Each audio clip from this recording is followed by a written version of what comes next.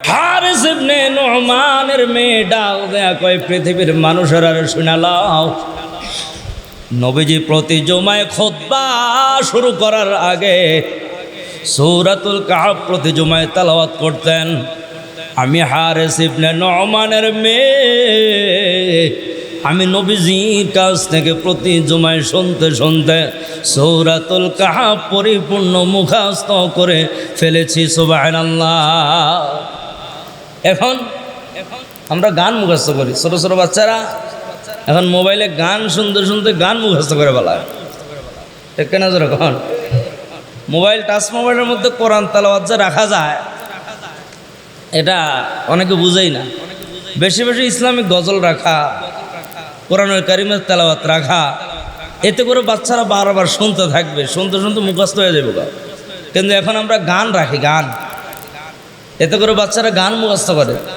তো যে বাচ্চারা না বালেগ, ছোট বাচ্চা, এর শুরু থেকেই যদি আপনি তার দেমাগের মধ্যে যদি গান ঢুকাইয়া দেন, এ ভবিষ্যতে আর কি হইব? নাস্তিকই তো হইব, ঠিক না? যেরকম এই জন্য ইসলামিক বিষয়গুলো বাচ্চাদের যেভাবে আত্মস্থ করা সম্ভব হয় ওইভাবে করার চেষ্টা করা।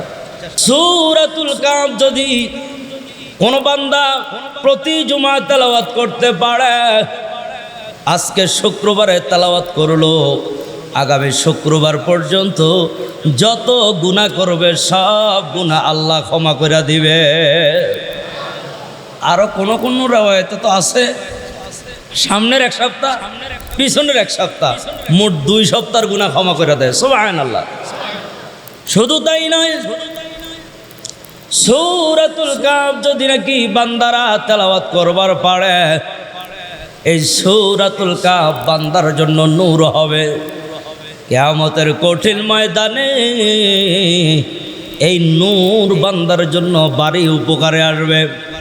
যেই সমস্ত বান্দারা সূরাতুল কাহফের 1 নম্বর আয়াত থেকে 10 নম্বর আয়াত পর্যন্ত হাফেজে কোরআন শরীফের প্রথম পৃষ্ঠাটা 1 আয়াত বাদ দিয়া, প্রথম পৃষ্ঠার মধ্যে আছে 11 আয়াত, 1 আয়াত বাদ দিয়া 10 আয়াত। কোন মুসলমান ইমানদার যদি সূরাতুল কাহফের 10টা আয়াত মুখস্থ করতে পারে গো, এই বান্দা জীবিত থাকাকালীন সময়ে যদি নাকি কানা দাজ্জাল দুনিয়াতে আয়া পড়ে, এই বান্দার কোনো ক্ষতি করতে পারবে না।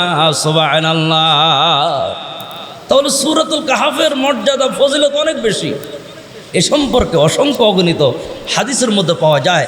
আবু দাউদ শরীফের 4272 নম্বর হাদিস, আন আবি দারদা রাদিয়াল্লাহু আনহু ইয়ারবিহি আনিন নবী সাল্লাল্লাহু আলাইহি ওয়াসাল্লাম قال মান হাফিজা 10 আয়াতিন মিন আউয়াল সূরাতিল কাহফ উসিমা মিন ফিতনাতিজ দাজ্জাল।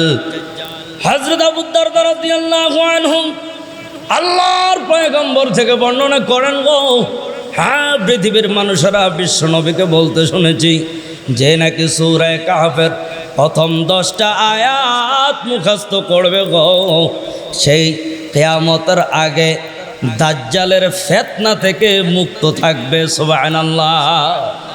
দাজ্জালের ফিতনা তো বুঝলেন না, এমন একটা পরিস্থিতি হবে, এই দাজ্জালটাই আপনার জান্নাত জাহান্নামের কারণ হয়ে যাবে। এর এক হাতে থাকবে জান্নাত, আরেক হাতে থাকবে জাহান্নাম। হে নিজেকে খোদা দাবি করবে, সে মানুষদেরকে ওই জায়গার মধ্যে কাফের বানায়া তাকে দুনিয়া থেকে বিদায় গ্রহণ করাবে। তার মানে কানা দাজ্জালের সাথে যার মোলাকাত হয়ে যাবে, দেখা হয়ে যাবে, এটাই তার জন্য ভয়ঙ্কর হবে। রাসূল বলছেন সূরা কাহফের 10টা আয়াত মুখস্থ করে রাখো। 10টা আয়াত মুখস্থ করলে তুমি কানা দাজ্জালের ফিতনা থেকে তোমাকে আল্লাহ মুক্ত করবে। সুবহানাল্লাহ। এই জন্য সূরা কাহফের তেলাওয়াতটা আমরা মুসলিম হিসাবে প্রতি জুমায় করবো ইনশাআল্লাহ। আর প্রথম 10টা আয়াত মুখস্থ করবো, চেষ্টা করবো ইনশাআল্লাহ। কত কিছুই তো মুখস্থ করি, কত কিছুই তো মুখস্থ করি। ভালো করে মনে রাখতে হবে, আমার আজকের বয়ান এটা কোনো বেনামাজিদের জন্য না, এই বয়ান নাফরমান বান্দাদের জন্য না। এই বয়ান যারা নাকি পাঞ্জেগানে নামাজ পড়ে, যারা নাকি কোরআন পড়তে জানে, তাদের জন্য এই বয়ান। বেনামাজের জন্য আবার কিসের সূরা কাহফ? এ তো জুমার নামাজই পড়ে না, ঠিক না? যারা কারণ বেনামাজি তো জুমার নামাজে হয় না, কিসের সূরা কাহফ? এজন্যে প্রতিটি বয়ান সবার জন্য না। আজকে যে সূরা কাহফের কথা বললাম, যারা কোরআন পড়তে পারে অবশ্যই তারা এটা ছাড়বে না। দিনে দিনে ভাই কোরআন তেলাওয়াতের যে একটা অবস্থান আগে ছিল, ছোটবেলা আমরা দেখছি, ওটা আস্তে আস্তে উঠে যাচ্ছে। সকালবেলা কোরআনুল কারীমের তেলাওয়াত করা ছাড়া আমি আমার বাপ দাদাদেরকে কখনো দেখি নাই দিন শুরু করছে তেলাওয়াত ছাড়া। ঠিক কিনা যখন গত ঘরের সামনে বৈশা অন্তত সূরা ইয়াসিনটা তেলাওয়াত করতেন, আজ কিছু করুক আর না করুক সূরা ইয়াসিন পড়তেন। ওটা তো উঠে গেল। এখন কি আসছে? এখন ঘুমাইবে রাত্রে একটা, উঠবে যে নাকি মাটির বোঝা টানে, হেও তার কাজের 2 মিনিট আগে উঠে অ্যালার্ম দিয়ে রাখে। 8টা বাজে ডিউটি, 7:55 ঘুমুতে উঠবে।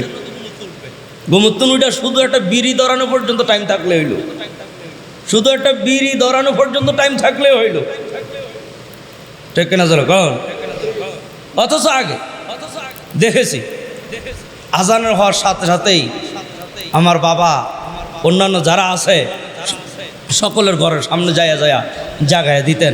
এই জাগানোটা দোষের কিছু না। নবীজিও যাইতে মসজিদের দিকে যাওয়ার সময় অনেক সময় দেখা যায় ডাক দিতেন, বিভিন্ন সাহাবীর নাম ধরে ডাক দিতেন, উঠছো তুমি, উঠছো, জামাতের কিন্তু সময় হয়ে গেছে, এইভাবে ডাকতেন। হাদিসে আছে, বলেন হাদিসে আছে। সুতরাং আমরাও এই অভ্যাসটা গড়ে উঠানোর চেষ্টা করি। নিজে যখন মসজিদের দিকে আসবো তখন মহাব্বতের লোকগুলোকে ডাক দিয়ে, আর উঠছেন, আমাদের সময় হয়েছে। তো বলতেছিলাম কোরআনুল কারীমের তেলাওয়াতের কথা। অন্তত প্রত্যেক দিন সকালবেলা সূরা ইয়াসিনটা পড়ে নেওয়া, এমনইভাবে সূরা কাহফ সপ্তাহে একবার পড়ে নেওয়া, সাথে সাথে যদি সুযোগ হয় রাত্রে শোয়ার আগে অবশ্যই সূরাতুল মুলক তেলাওয়াত করে নেবেন। এগুলো অনেক ফাজাইল, অনেক ফজিলত। কিয়ামতের কঠিন ময়দানে যেদিন আপনার আপন বলতে কেউই থাকবে না, এই সূরা মুলক আল্লাহর সাথে ঝগড়া করবে, আল্লাহ হয়তো আমাকে কোরআন থেকে বাদ দিয়ে দাও, নতুবা তেলাওয়াতকারীকে জাহান্নাম থেকে বাঁচাইয়া দাও। সুবহানাল্লাহ।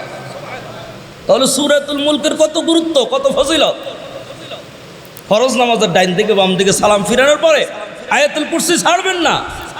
কুল্লু দুবুরি সালাহ, প্রত্যেক ফরজ নামাজের পরে আয়াতুল কুরসি পড়বেন।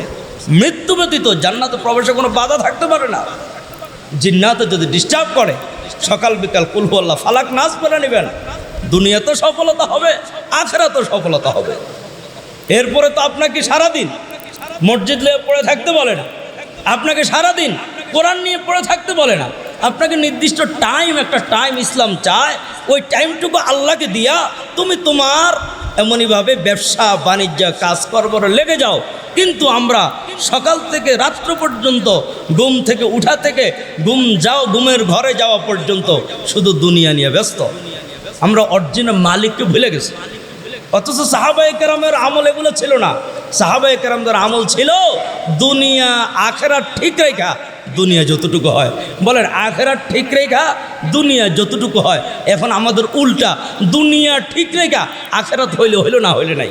এই জন্য নবীজি বলেছেন জুমার দিনে 2টা কাজ ছাড়বা না। একটা কাজ হইল সূরাতুল কাহফ তেলাওয়াত করা, আরেকটা কাজ হইল বেশি বেশি দুরূদ এবং সালাম পড়া।